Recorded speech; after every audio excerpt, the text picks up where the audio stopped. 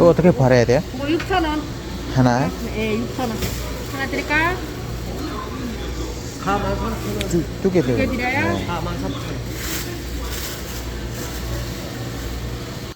ตาបងប្អូនមកលេងផ្សារជាមួយខ្ញុំបាទថ្ងៃនេះដើរផ្សារនៅកូរ៉េម្ដងមកបងប្អូនបាទបាទមកទិញផ្លែឈើបងប្អូនបាទនេះផ្លែឈើថោកៗទេបងប្អូនបាទកន្លែងគេដាក់នៅខាងមុខស្រាប់បងប្អូនបាទផ្លែពេញប៉ុស្អីមកប្រអប់អីតែតម្លៃតែ 3000 ទេបងប្អូនគេថោកគេបាទផ្លែឈើគេដាក់តម្លៃនៅនឹងបាទផ្លែទឹកសក់ផ្លែអីហ្នឹងគេដាក់តម្លៃនៅនឹងបាទចំនួនប្រហែលហ្នឹងបងប្អូនបាទហើយយើងរើសហើយយើងយកទៅគិតលុយនៅក្នុងបាទអានឹងយើងលុយទៅគិតលុយខ្លួនឯងណា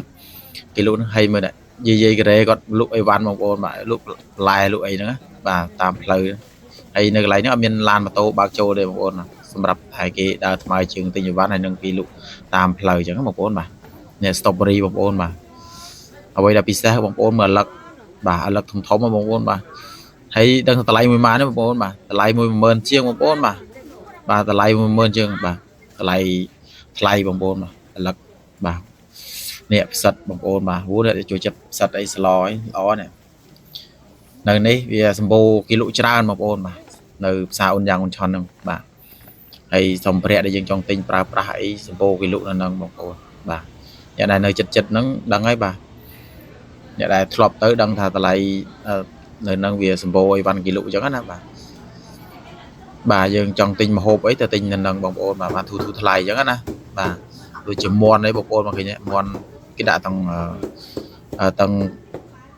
ទូគេបងប្អូនមកគេដាក់លក់ធូរថ្លៃទេបងប្អូនបាទមួយតែ5000 6000ទេមន់បាទ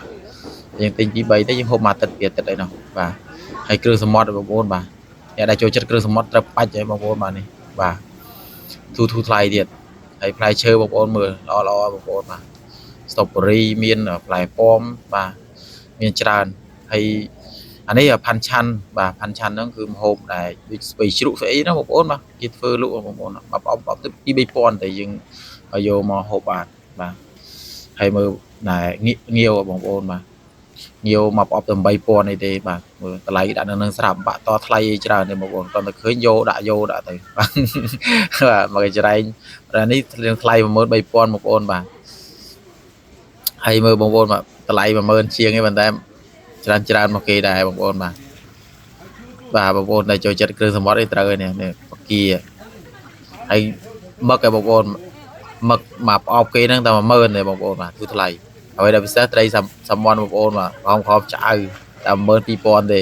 បាទទូថ្លៃមែនតើបាទចង់ហូបអីដាក់តែមកប្រអប់ឆ្អែតដែរបាទហើយមើល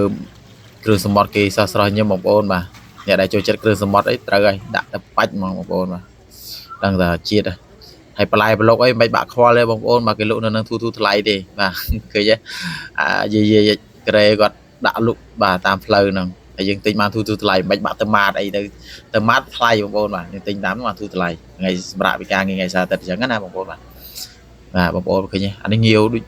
ងាវមិនងាវប៉ុន្តែវាធំជាងងាវបងប្អូននឹងធូរថ្លៃទេបងប្អូនបាទមកប្រអប់គេហ្នឹងតែ6000ទេបាទហើយខ្ញុំទិញមក2ប្រអប់ដែរបងប្អូនបាទសាកមើលអរគុណច្រើនបងប្អូនបាទមានតែប៉ុណ្្នឹងទេវីដេអូនេះបាទណែអូនយ៉ាងឆុននេះអាចទៅទិញអីវ៉ាន់នៅអូនយ៉ាងឆុនទៅបានធូរថ្លៃបងប្អូនបាទមានក្តាមនេះគ្រឿងសមុទ្រថោកៗឯងបងប្អូនបាទអរគុណបាយបាយ